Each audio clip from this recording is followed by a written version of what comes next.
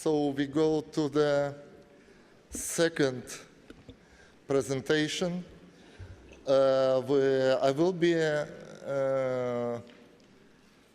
so we will be conversing, we'll be discussing with Qiu Zhijie. Now I would like to say something about him, and then I let him to make a presentation for some time, and then we start a discussion. Qiu Zhijie is a very influential Chinese artist, and so I thought that when we speak about the former West, a Chinese voice would be at the right place in this context. Qiu Zhijie is many-faceted personality.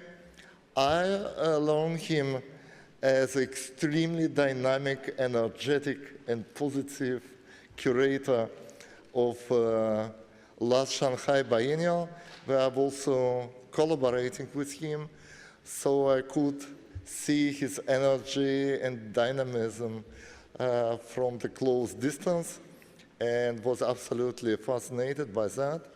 But he also, at the same time, is a very good calligrapher, and he is also somebody, someone involved in a complicated, long-time social practices, and also develops theories and discourses about the influence of art on the life of society, the possibility to form the society by the means of art, that he summarized under the title of total art. So total is not totalitarian, of course. So yeah, he's there. So. Thanks, Boris. Okay, I didn't realize that I have to speak in English, but I just found no one had so I had to, because I think, come on, here is the House of World Culture. We have 15 windows here. We can have 15 translators, so I can speak in Chinese. But anyway, I'm lucky I prepared a lot of images. And we just talk about total art. And 2 years before, I was in Shenzhen and have a conversation with Haus. And he said, how dare you call, you give the title of your studio in China Art Academy as total art studio. You know how dangerous it is. And I said, look at that, every architect is a total art. And actually my total art, this is the map of total art. And my idea of total art is actually quite different with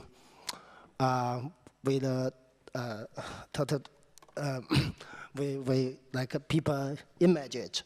So let's go to the detail first. And here is more about in this part is more about the background and like where my idea come from. So we can saw this, if you go to this shelter or Beirut by Wagner, then you close the bridge of Joseph Beuys, you can go to the Rudolf Steiner.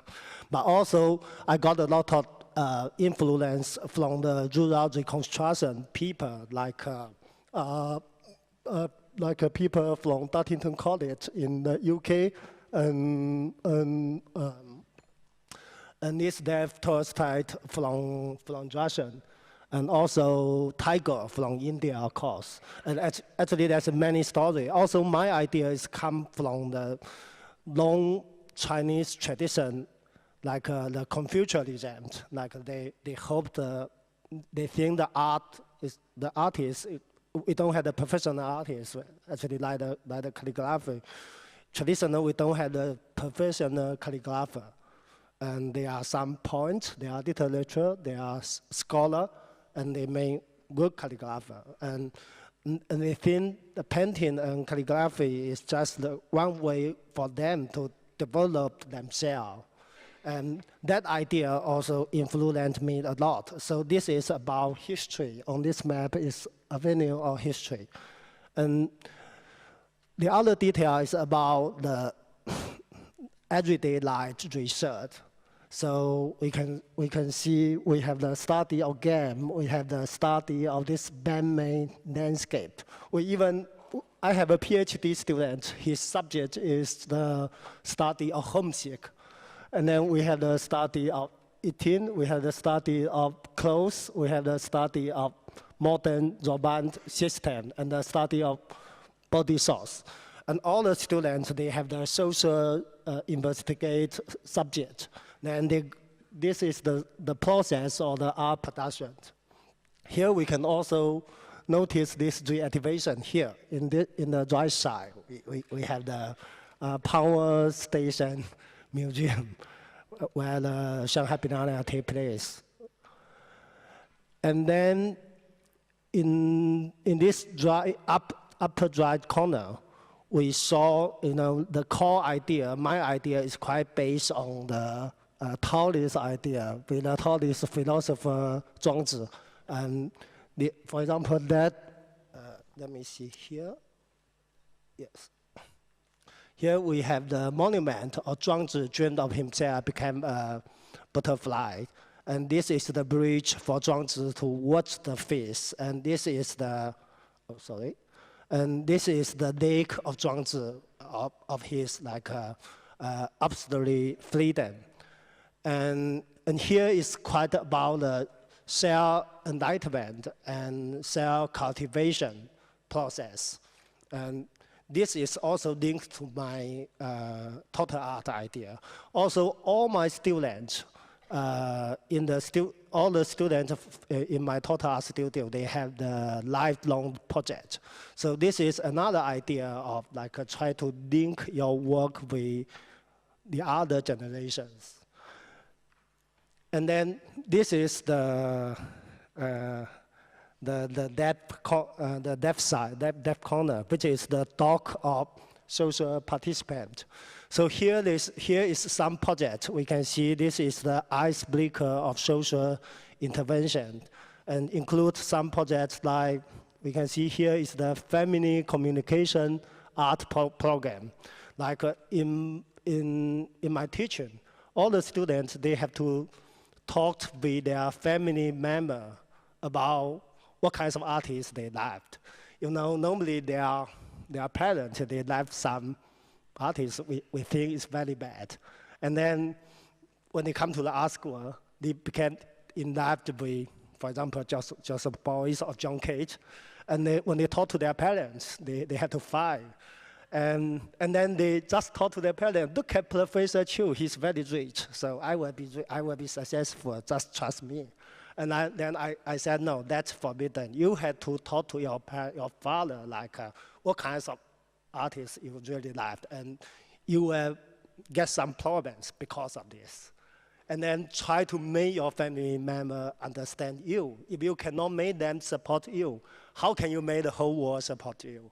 So they have to go back to home to talk to their parents, ask his father to have to make an installation for him or for her, and also he have to draw the family tree by himself. And yeah, that is the a home communication, family communication art project. And also, there's a lot of projects. For example, this one, the Nanjing Yangtze River Bridge project. This is my own project. That's one of the installations. We can see this is the bridge head image, became an ink.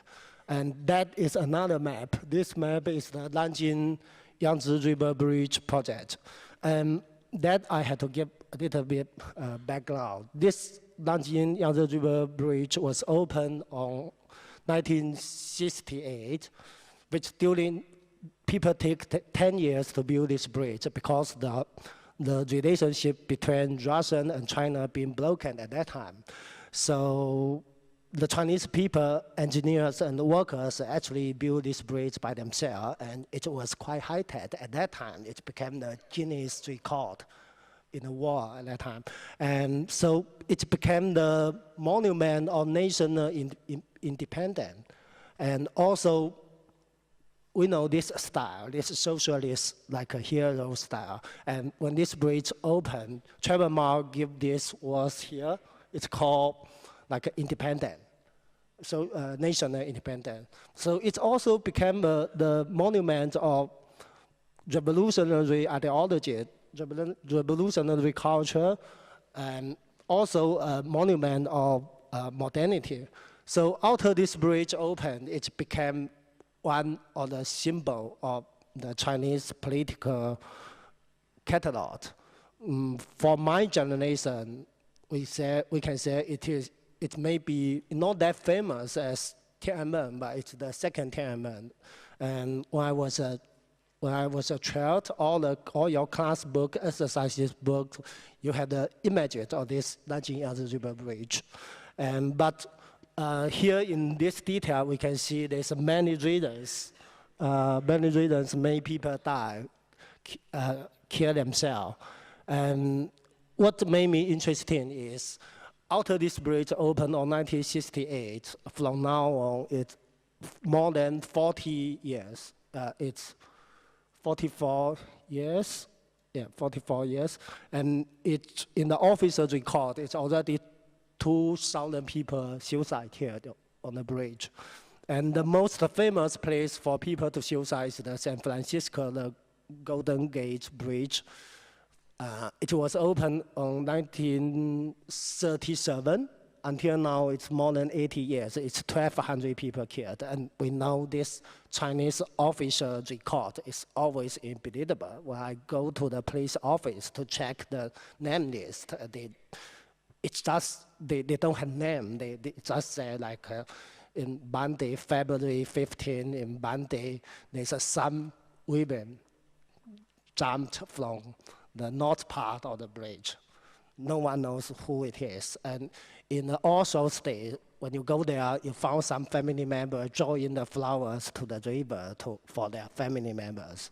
So I started social investigation. I go to visit the Sioux people's family and visit the people who've been stopped and visit the volunteer people who try to stop people suicide on the bridge. I also support these people. I join them, actually. I bring my students go to the bridge to talk to people, try to stop people suicide. This is the team of it became an NGO to stop people suicide. And I made a documentary film. For example, I have a lot of documentary film. And this dialogue, this film only with people's back, because I cannot show their face. They don't want to show their face. And that is the blood, like we failed to save this guy. That is the documentary film. And then I make a lot of installation, more about how the utopia idea and revolutionary ideas hurt people, and about time, and also about monument. This is an exhibition in House of World Culture downstairs in 2009. This is more about monument. What means monument? Because the bridge is a monument of China. A light monument. And this part is more about psychology. So I try to be even more active. Like we try a lot of art treatment way to help people. But also here I have an example. This left side is some suicide people cut his finger and drive with his blood on the bridge and said, when that is disappear, all I can do is just forgot, and then he jumped. So I go there after 1 month, after a few months, I clean his blood, I cut my finger, and I drive, where is the capital of Madagascar? And then, yes, everyone asked me, why this sentence? Let's talk about it later. And then in this part, I start to think about the even deeper reason why people go here to suicide. And for me, it's not only about the socialist history, about the utopia, how people disappoint, but also quite about the modernity process nowadays in China, because the key word of the society is no more revolution, but became successful. And also it's quite about the industry process and the problem on the countryside. So this part of the map is quite about the problems of the countryside today. And then in the exhibition in 2009 in Beijing, and it's quite special discuss about the industry and agriculture and the countryside. So I make a lot of bamboo weaving work, this bamboo installation. I made this all kinds of everyday objects made from bamboo, made by bamboo, and link it together with this bamboo sheet. So everything is like it seems like glue up from the ground and then disappear to the ground, and then glue up again, became another object, became a chair, and then disappear again, became a basket. So this is 2009. And then I found all the craft then for doing this bamboo weaving almost disappear. And they all go to became the people who repair the motorcycle. And so I have to open to save this bamboo weaving craft skill.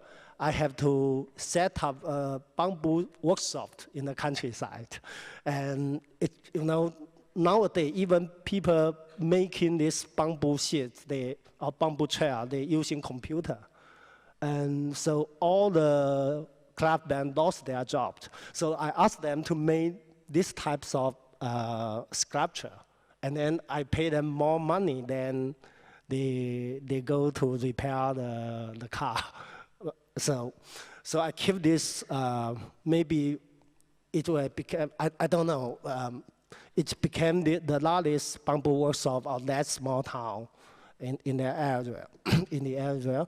And also I bring all the students to this bamboo workshop to work in there, to try to understand the traditional way of art. It's not art production. That's what we need to talk about. Like they are producing everyday used objects, but sometimes we say it's art. After years, we say it's art. And of course, I also saw it, make it become a sculpture, and it's quite. Actually, it's quite political. This is Trevor Mao, this is Deng Xiaoping. We have the long tradition, the old political leader, they go to the Yangtze River to swim. To swimming in the river, to show his enemy, to show people that he still has. That is special for the old leader. So we have Trevor Mao swimming in the Yangtze River, we have Deng Xiaoping, and then that will be the future one. We don't know who it is. And that is the Yangtze River Bridge. And this can be Trevor Mao and can be Chaoist in the future. So this is the bamboo workshop. We have like a school, and this is here, that building, that bamboo workshop here. And here we go to this another social intervention project. It's called Sun Yat-sen Park project, which is now become part of the Shanghai Biennial. That is the map of Zhongshan Park, Sun Yat-sen Park.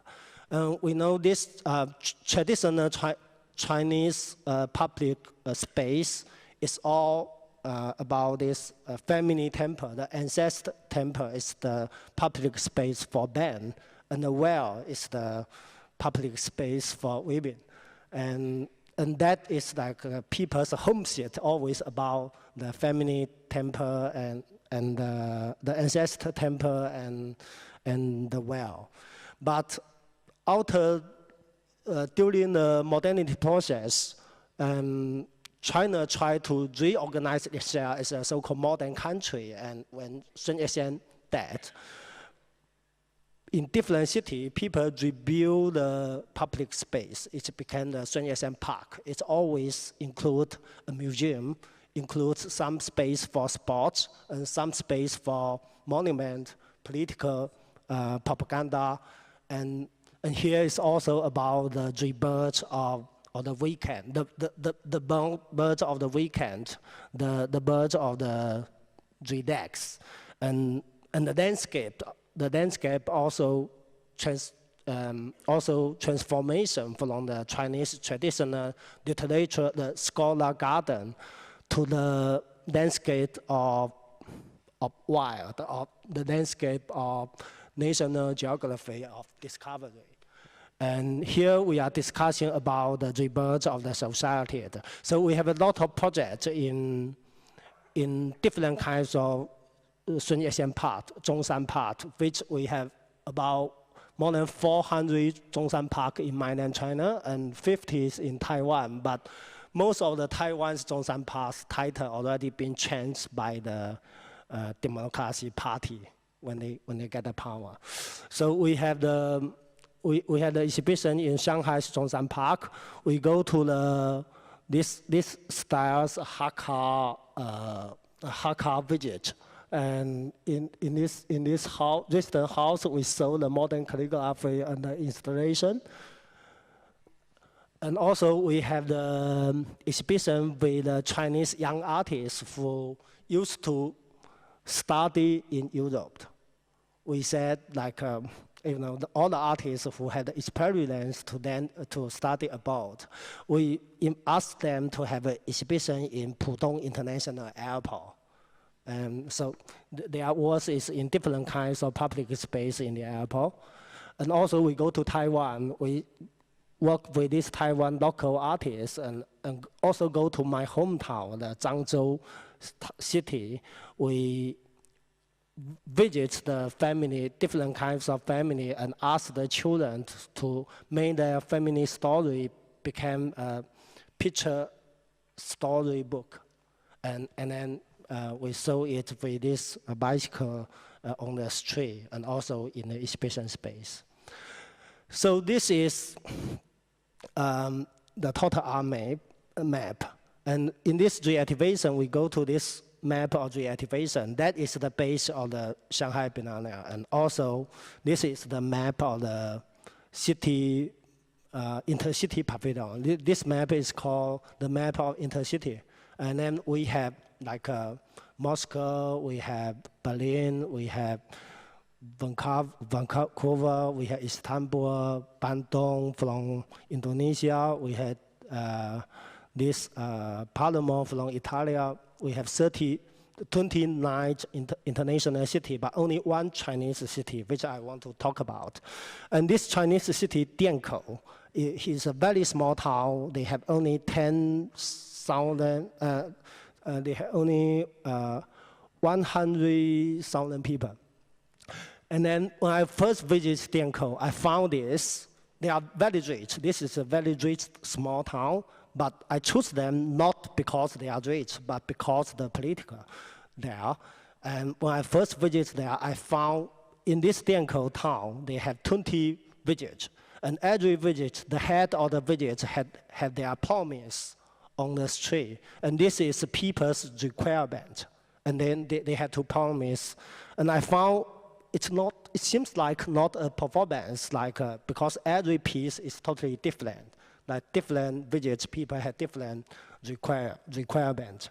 So we go there to ask all the farmers to write with their handwriting, write their requirement, their demand on the trail.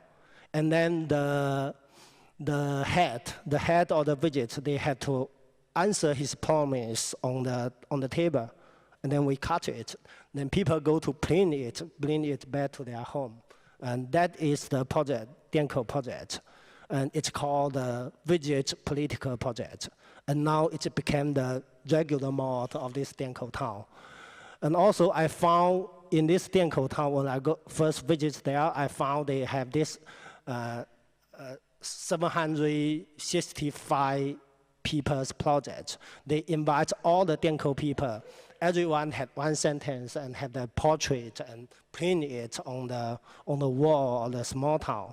So we asked the people to come again, stand there, take another photograph. Then we finally made sure that it's not a performance of the local government, that is something real. And that is not only the local people, but also a lot of people is this immigrant labor, immigrant workers, which always very poor, but they can be like being respected in this small town. So we also had this family album project, and we go to people's family, collect people's family album, and then edit it as a slideshow of their family story. And we use the projector with a car to show it in different cities. And now this is become the regular local festival of the town.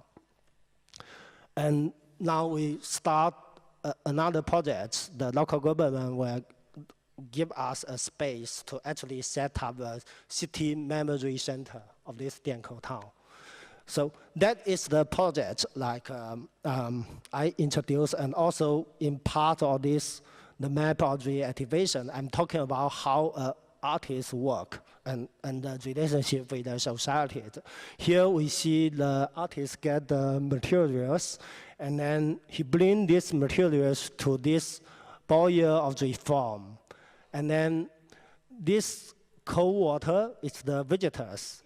They've been sent into the boiler, and then it's cold water, but after it go out, it became steam, and then made the generator worse, and output the social renewal, ideology renewal, and became more creative, became more active, and became more imaginative. But when they met their family member or their friends, they cool down. But when they go back to the everyday life, it became the process of revisiting everyday life. They rethinking their relationship, they rethinking their identity, and it became the rebirth of everyday life. And then the dust artists make became the object, became the so-called artwork. And then after this art critic and art market and art history writing, then we send it to the Contemporary Art Museum. And through biennial, through exhibition, through publication, through a conference like Former West, it is influence to the everyday life, to the river of everyday life again. And that's the utopia of so-called activity artists. Thank you.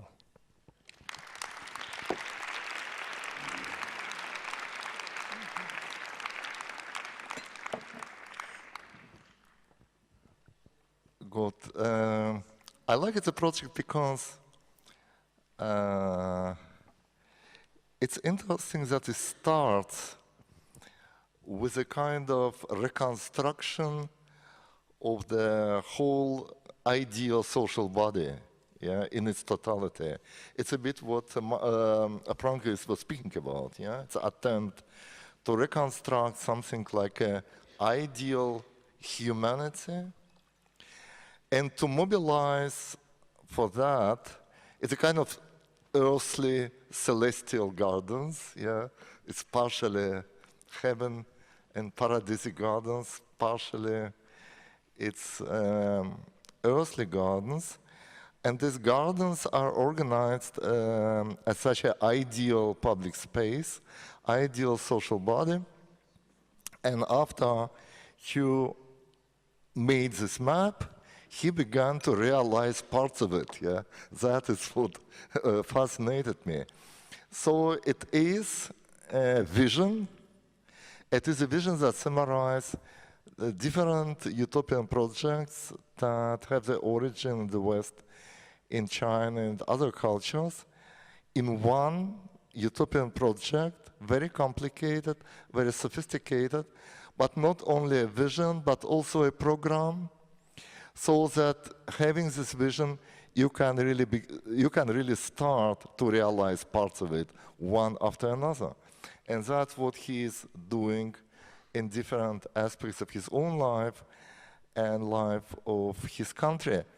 So it's very interesting combination between a certain kind of utopian idealism and practical skill, yeah, which seems to me very interesting and very distinctive.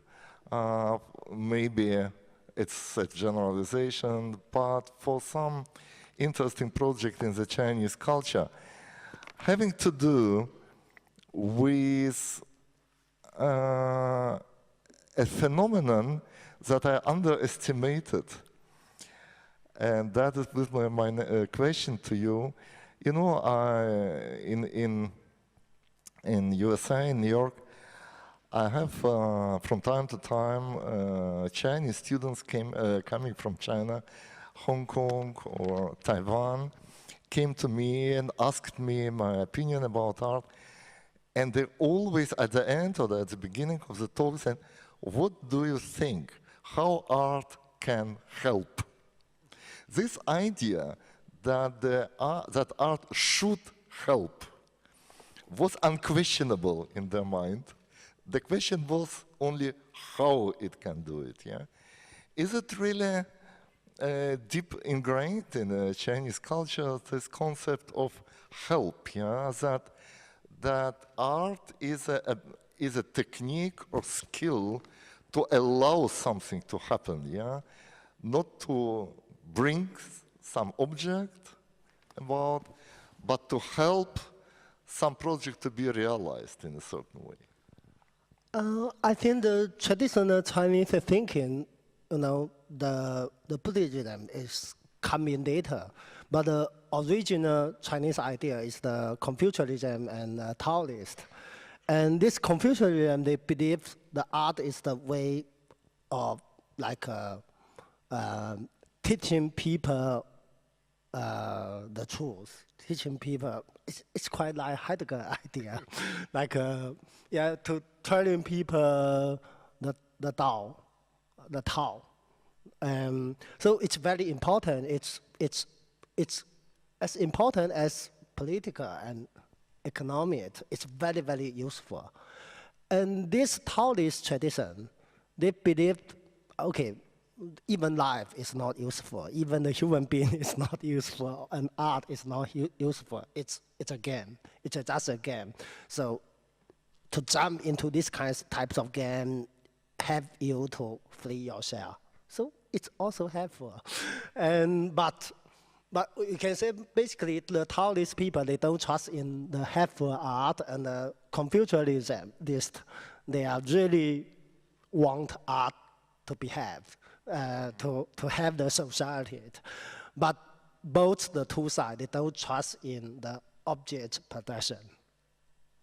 It's help, and it's helpless, but they are not producing art. Yeah.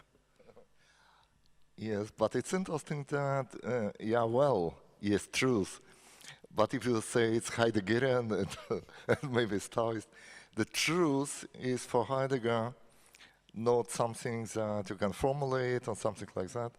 Truth is a certain way of life. Yeah? Truth is a certain mode of existence in the world. So in this sense, art is also something helpful, helpful not in practical sense, but helpful in a sense of allowing or helping somebody, maybe teaching somebody, as you say, to find a right mode of existence. Yeah, and it's interesting that I was with after I was involved in biennial. I was with somebody in the Museum of Traditional Chinese Art, and for me it was kind of difficult to say what I see it as artworks or not artworks, was different furniture and so on and so on. And so I asked this acquaintance, why is it art? Yeah, so why it is shown into the context of art that could be also shown in the applied art? Yeah, because in the West there is this very clear-cut difference, yeah, between high art and applied art. And he said, you know, for me, for us, art is what intellectual and people with the right way of life surrounding themselves with, yeah. So if a wise man using for writing a certain kind of table, this table is artwork. It is art because his way of living is artful, yeah? And so if this table is helpful for him, for example, he writes on it, yeah, then it's part of his mode of existence and it is art, yeah? So I was very impressed by that, yeah? But this kind of strange functionality is not a European kind of practical functionality, it's a kind of utopian functionality. So what you're doing, yeah, it is a kind of utopian sum of functions. It is functional and pragmatic, but not in a Western way of this world. Oh, yes.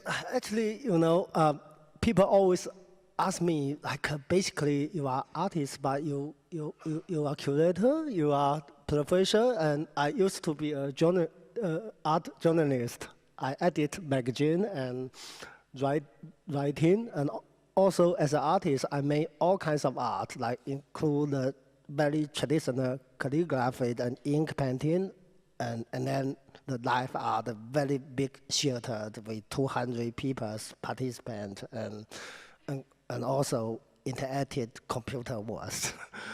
And so people always ask me, like, that for them that is a problem, like you cannot identify yourself. But after this time I was being forced to be the curator of Shanghai Biennale, and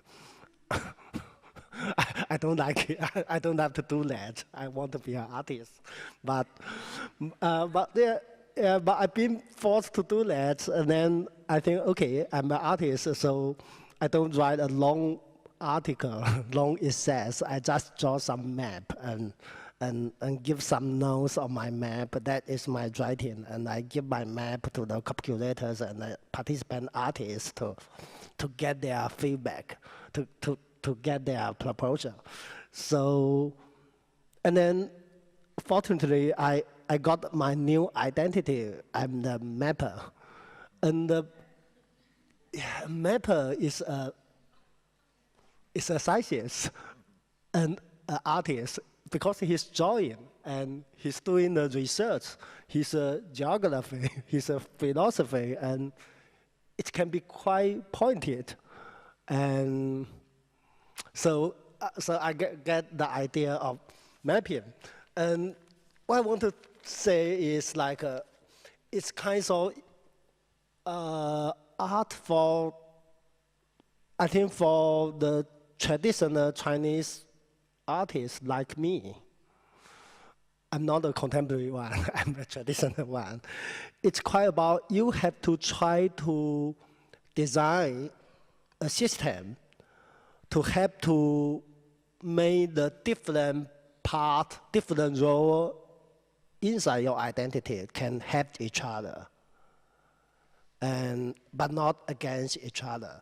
And then, so you don't need to, like, cut yourself, make yourself as simple enough to make the machine in the gate or the supermarkets can recognize you. You know, the art market, the capitalist art market, they only recognize the simple artists. If this artist making this types of photograph with his body writing a Chinese characters, no. Better his next exhibition must be another character, but maybe change the color. But if you do calligraphy and photography and suddenly become a curator, that's sometimes it's forbidden. Seriously, we say you are free, but the market is not that free. But I think we have to find our way to actually against this, and my way is very traditional one. Yeah, it's interesting because, of course, in China, as in Russia and many other Eastern European countries, there was for a very long time no tradition of the art market, not art system, gallery system, museum system. So all this infrastructure, culture and art infrastructure that we know from the Western tradition. And so this kind of shifting identities, yeah, it's obvious compensation for this lack of clear structure. But at the same time, I see in the West more and more the same development. And I almost would say it is also, okay, it's almost totalitarian, totalitarian dream or totalitarian desire behind it, not totalitarian in sense of controlling the state or something like that, but it is attempt to control yourself, yeah? So the artists and critics do not accept anymore this, identifications. Why should I do something and other people would comment on that? Better I do comment on that, yeah? Why other people would curate my work, yeah? I can do that better, yeah, and so on and so on. So there is a kind of politics of expansion toward the more and more control on your environment, culture environment, and more control of your context, inside art, but also outside art, and also political and social context in which the artist actually functions. So it seems to me that what we see now in the art world is this permanent expansion in this, I would say, self-definition. Yeah. So the desire to escape a certain kind of niche identification that our culture tends to put us in. Yes, but in the market, the reality is when people think about Chinese art, now it's very simple, become big face painting school, right? Make big money in the auction house, but it's not the truth. You look at my PPT, there's some other artists doing something else, crazy than these big face painters, but but the whole system is actually still very, very focused on this object production. And they hoped you can, as a producer, you must continue producing the same quality and same style objects. That's the point. And yeah, it's of course what everybody tries to escape. We have time for 2-3 questions. So if somebody has a question, it's the right time to formulate it. Please. Is there any microphone here? Yeah, you can walk to microphone. Yeah, okay. How do you relate to what the contemporary artists from the West conceive as the current problems that they should be facing? Do you see them as the same as you face, or do you feel like there's enough common ground to say there has been a disappearance of these frontiers between East and West when you produce art? I think artists in any place is almost the same. Basically, I don't trust in the difference of contemporary art and traditional art. I think art is art. Da Vinci was the contemporary artist in his time. So I don't think modern art or contemporary art actually like invent a lot of new things in the process. And also in any place, there's some artists like quite experimental or maybe quite complicated, and some artists decide to make himself simple, just become an object producer. So I think the artists in different places is almost facing the same situation nowadays.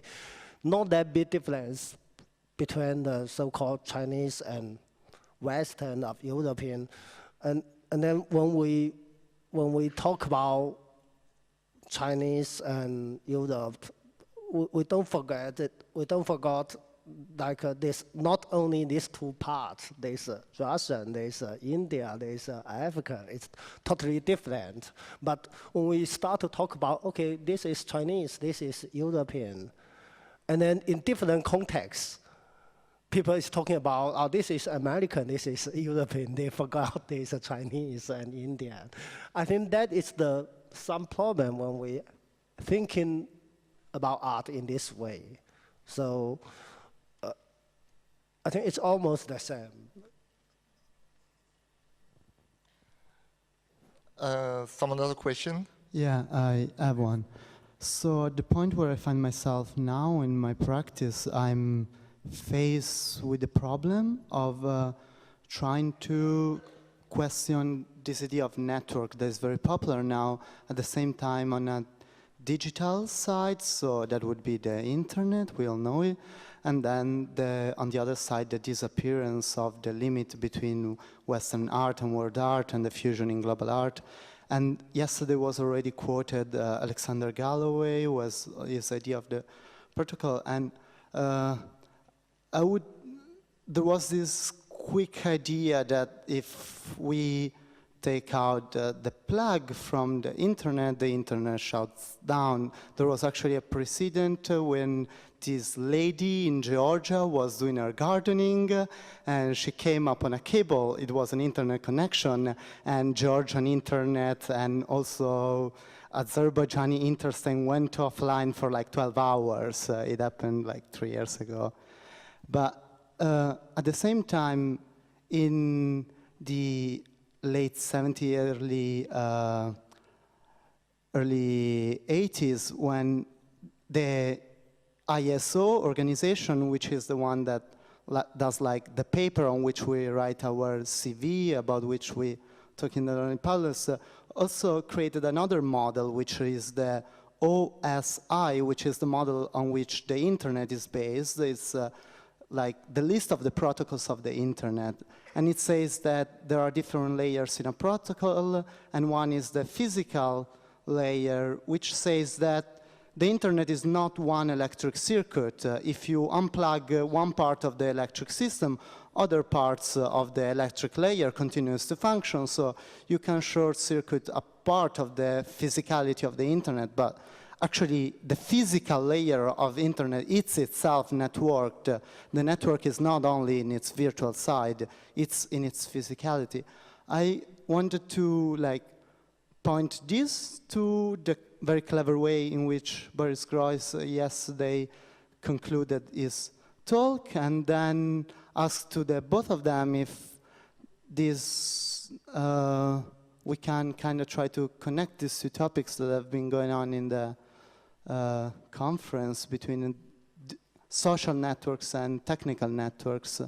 Maybe it's complex, but I'm hopeful. Thank you. I really appreciated everything been said so far.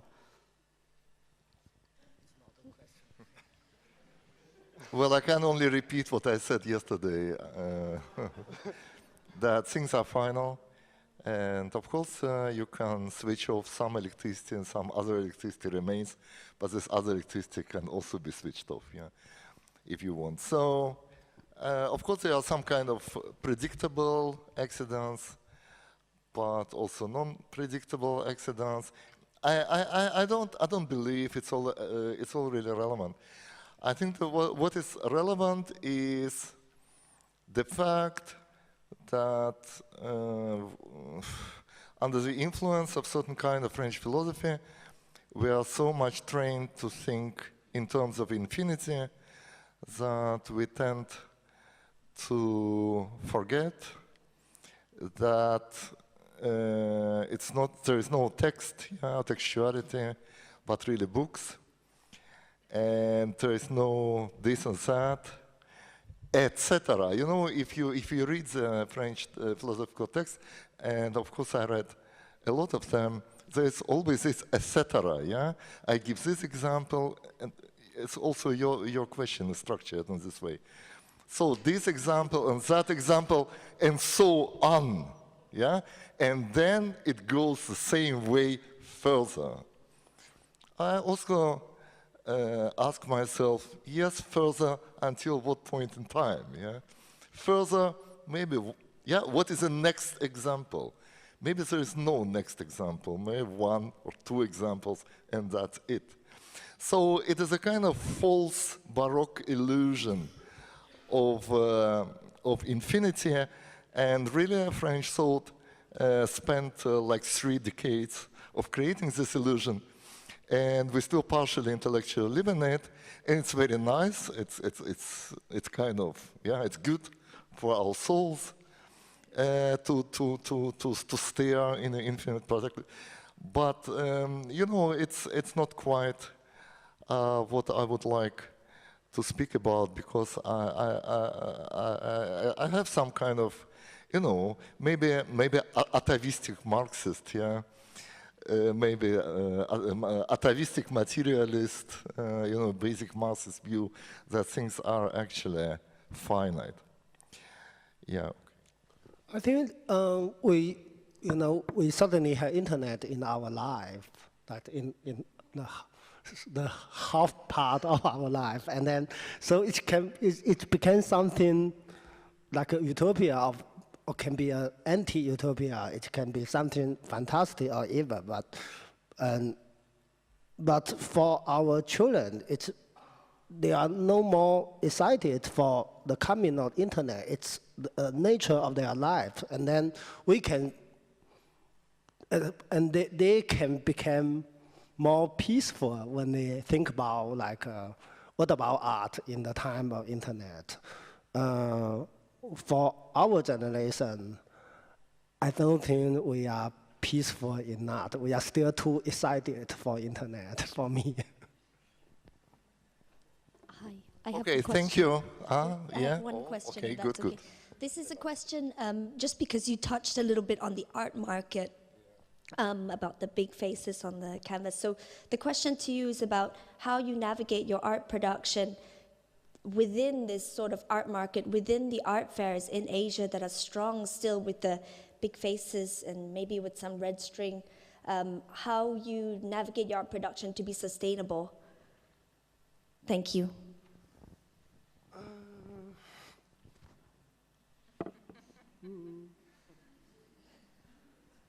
Okay, I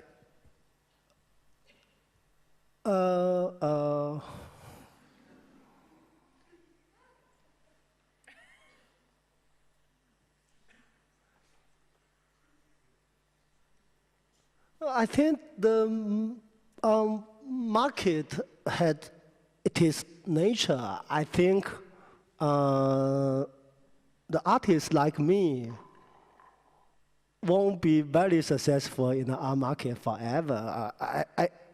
I never dreamed of like a market successful, like, okay, the market can become more intellectual, and then they start to support the total art artist like Qiu Zhijie. They will choose big face. They will choose this beautiful object forever for me. Yeah, I never like had any hope of art market, but art never, you know. But we can still make art. We can still do in like deep way art, deep in the way of art. Even the art market is not that support. You know, in China, we only have art market for 15 years or 20 years, or 15 years. But even during the Cultural Revolution, we had really good art. We don't really need art market for me. Yeah, that's true. Actually, I spent half of my life in a country without art market. Yeah. And, you know, this country produced a lot of art. Yeah. Official art, non-official art, art in between, and this and that.